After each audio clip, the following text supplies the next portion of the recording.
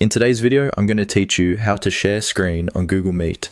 If you're in a Google Meet call and you want to show a presentation, a website, a document, or anything else on your device, screen sharing is the tool you'll use. The good news is that it's very simple once you know where to click, and in this video, I'll walk you through it clearly so you can do it with confidence during any meeting.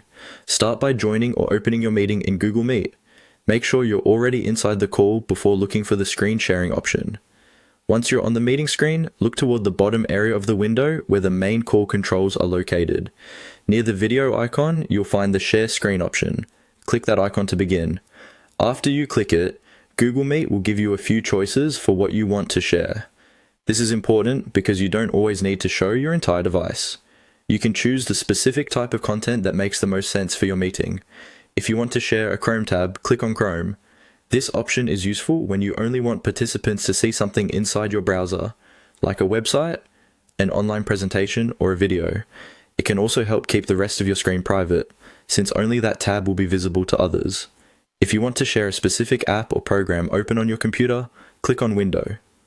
This is a good option when you're working in a document, spreadsheet, design tool, or another desktop application, and you don't want people seeing everything else on your screen. You also have the option to share your entire screen. Choose this if you need to move between multiple apps or show everything happening on your display.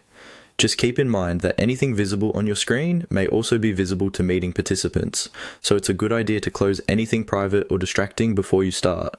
Once you select the screen, window, or Chrome tab you want to present, your screen sharing will begin and everyone in the meeting will be able to see it. Take a moment to confirm you selected the correct option so your presentation goes smoothly. That's all it takes to share your screen on Google Meet.